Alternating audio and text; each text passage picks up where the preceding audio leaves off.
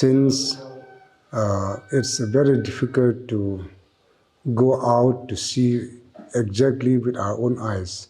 We are basing on the partners who have come from outside who can go out and verify it. So according to them, it's our trained churches already, which is burnt or vandalized.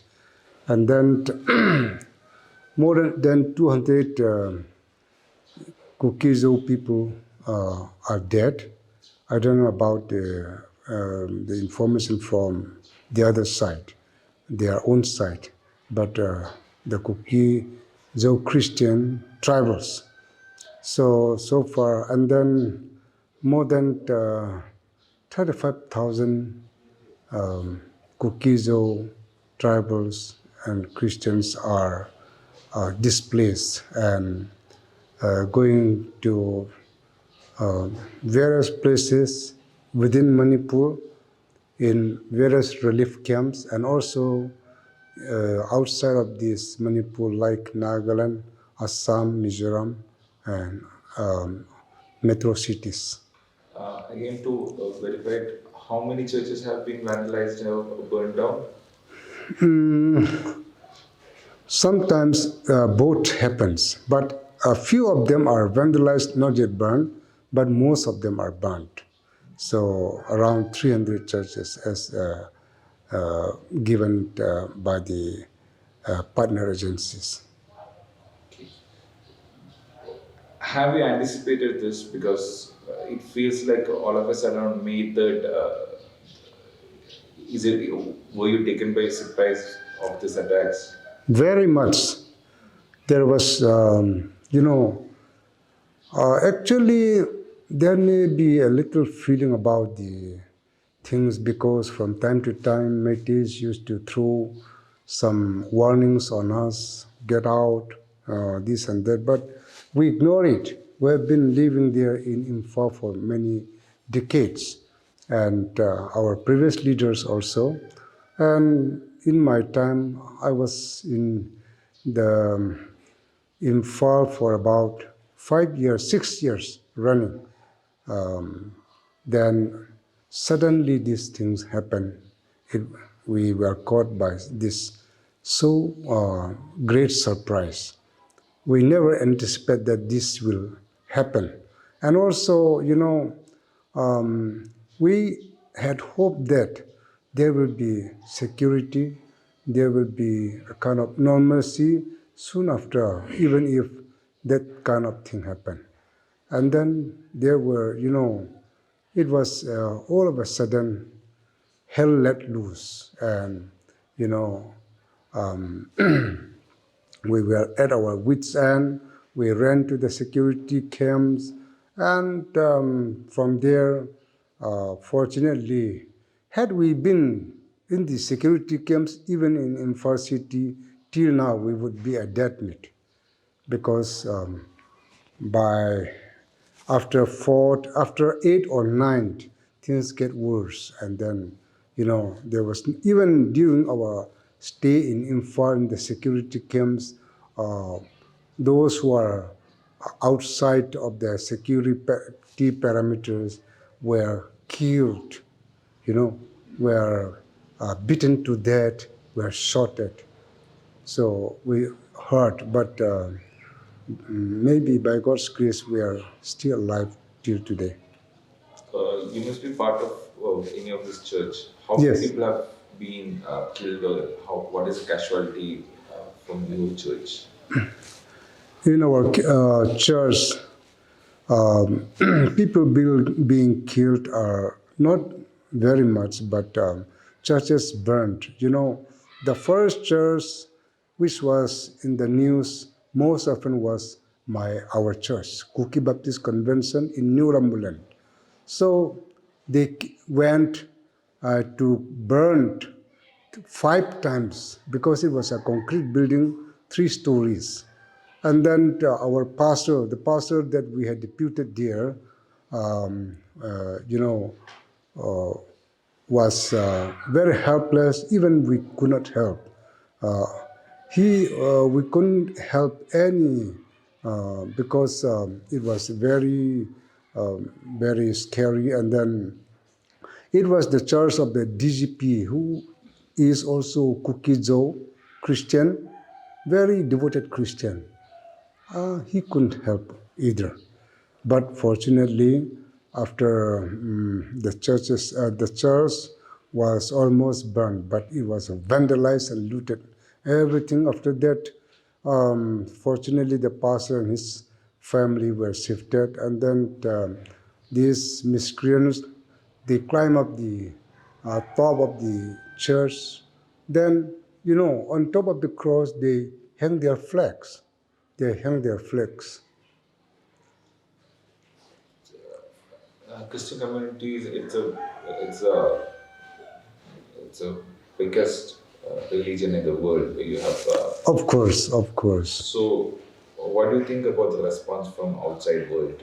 Because it has been 3 months, and there are great stakeholders who could help Christians when there is a time of difficulties.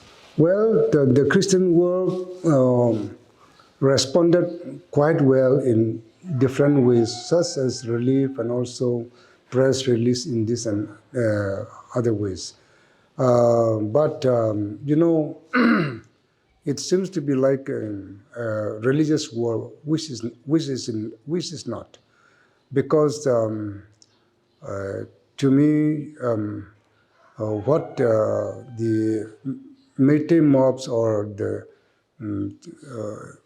kind of the community is against the cookies, it's ethnic, but now it has crossed, a conflict. It becomes a kind of political issue. It was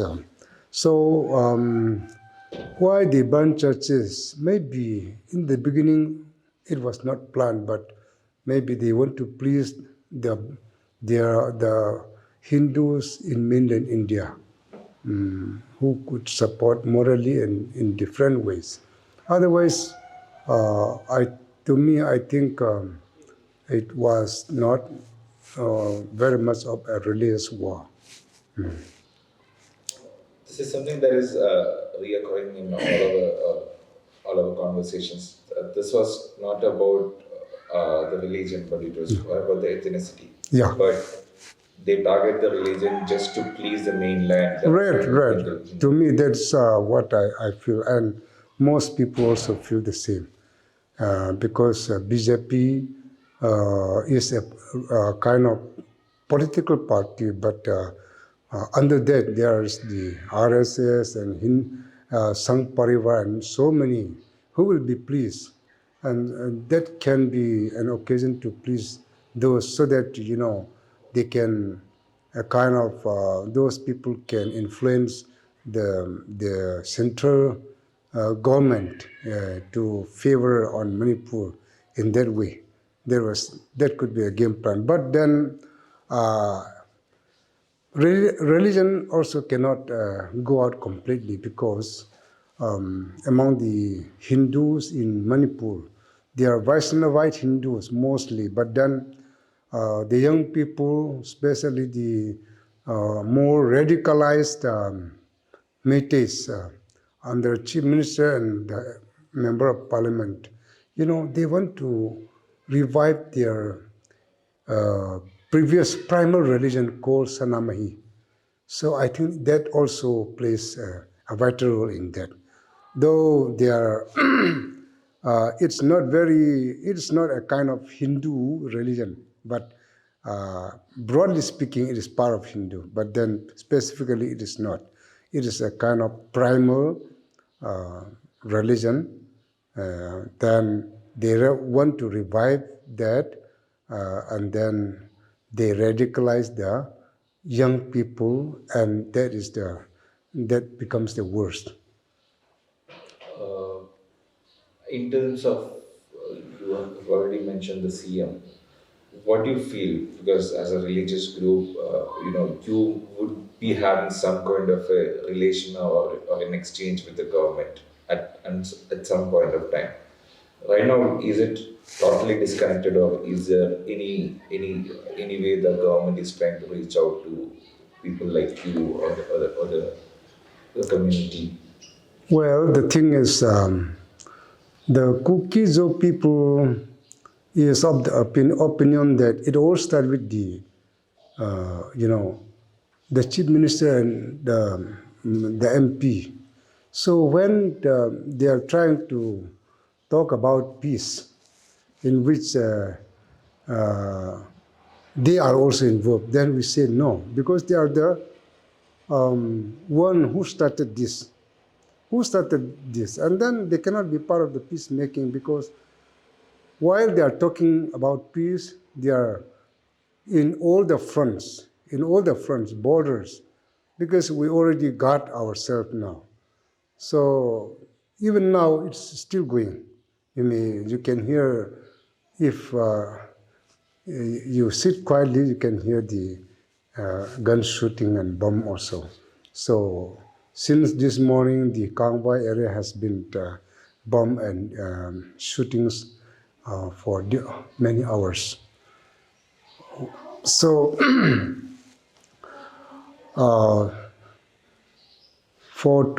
for maybe 5 years already, under the uh, leadership, Manipur government leadership, they provoke the tribals, labeling them as poppy planters or illegal immigrants, foreigners and all, which, after living for centuries, more than 300 years, can we be called foreigners? No.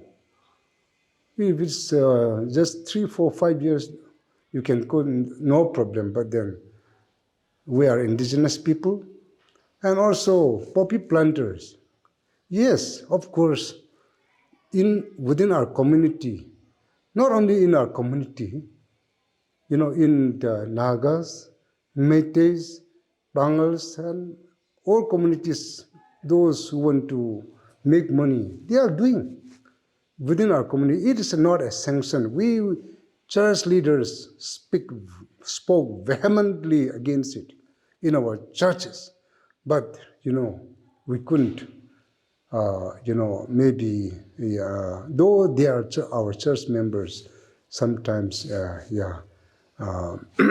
maybe because, but if you dig deeper, then they are only the employees, the small agents, and those who are, um, uh, uh, playing in a big way are the Métis. And even, the one Manipur police service, Brinda, that lady officer, she knows. She had done a great research and found that the chief minister, his wife, and so many are involved because they have big money and they finance it. And the cookies and those other cultivators, they call it, are just only a small part of it. Uh, you already mentioned poppy, and one of the other major allegation would be getting help from across the border, and seeing that people are people are traveling, and there are a lot of new settlements. Infiltration, no? Illegal infiltrators. Actually, even before Indian independence, the whole, this part of Kapoor Valley, Chin Hills, they are our own people. We were, there was no border, and we are crossing here and there. Only after 1947 and then after 1980s, this border came to being. Okay, because of that, how can they say it is our land, Manipur, and then even in Assam, and we live, and of course, our Kuki chieftains, they were not aware of these kind of political border, this and that. Wherever they live like kings, chieftainship. So it's like we live the whole region, bordering not only uh, Burma, Myanmar, it is also Bangladesh, and then India, and the whole region was our like kingdoms, since we have no king but chief. So every village is an independent unit. So that was because of that. When we go, we don't consider them. When they come also, we don't consider them foreigners, because from our village we go this way, because that is our own the whole land is ours. That was what we believed before, no? So only after when borders are done and all, so we become like a foreigner. Those people, the other part become like foreigner, but we are the same people, the same our relatives are there. So when they come, they are not foreigners, because it was part of the whole land that we were covering for even before independence. Uh, the silence of the Prime Minister, it has been one of the loudest voice in the whole situation, because the silence means Yes. he's trying to hide something, or he's not caring about what is happening. Uh, what do you feel about the silence of the Prime Minister, Maktoob? Yes, I think this means a lot to us, because uh, it seems that we are not being cared, because Kukizos are the people who fought against the British to defend India. So we have more than 100, uh, those uh, people who have been awarded by the government of India as what we called, Freedom fighters. yeah, freedom fighters. So then the silence of the biggest person, most prominent figure in India is very sad for us. We wish that, we, of course, only when two Kuki girls, were raped and those. So only that time, and only that time it was heard that he raised some, a kind of voice. We wish that he addressed the issue, yeah, for the sake of India, for the sake of the state, for the sake of its citizens, and then I think so that we become part of India, so that we will feel that our country, our leader knows or cares our problem. It has become two territories within the state. You can see the front lines, you can see checkposts, you can see, it almost looks like we are in another country when you cross. Of course, yes. How involved is the church in setting up these cookie land, at least for the sake of the time being? And is it the church just involvement, or is it just the other ethnic groups which is being involved? Well, building up this kind of duty post, this and that, it's not the duty of the church also. But our duty is to pray for peace, to pray for, so that we'll be defended by God. So, all the churches, we offer prayers, and then sometimes we, when we feel that they may be thirsty or hungry, yeah, churches give some a kind of donations, gifts to those who are in the border. But the those setting up all those things are not the church issue. Church is not manifesting for the aggression. There. No. Yeah, but we pray that God will defend us through those peoples, to be brave and to be, like that.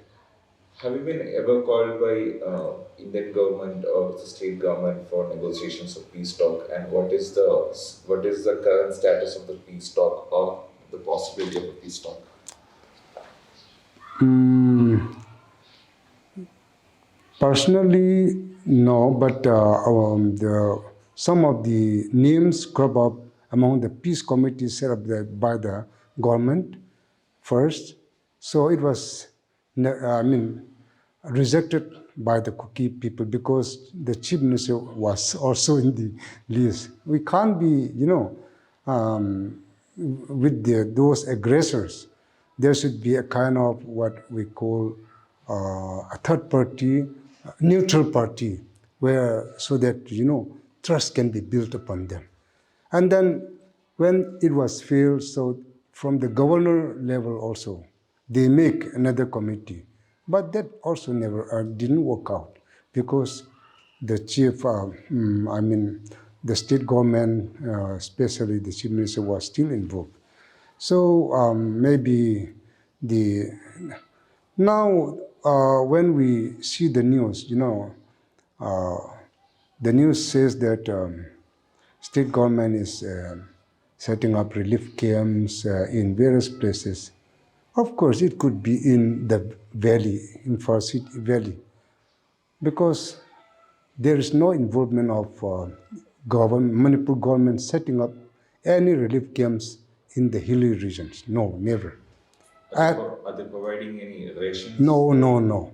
And even if they offer, we wouldn't, the Kukizo people wouldn't accept it. So who is providing? I heard that Mizoram is sending supplies. Yes, churches under various denominations, they write to their own churches, and churches in different parts of the world, or maybe in India, and para-church organizations or relief agencies, they are supplying. And then the Mizoram government or the civil societies, the YMS, they are helping us a lot. So, so far, maybe the government through the DC, I think it's coming up, Deputy Commissioner. But the church, it does not come through the church, so we are not very much aware of that.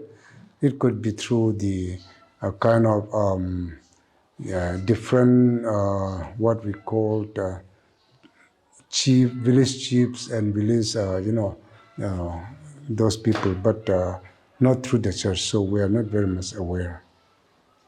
So you are saying that the state has now looked at this side for the No, never, humanitarian never, at a humanitarian level. no.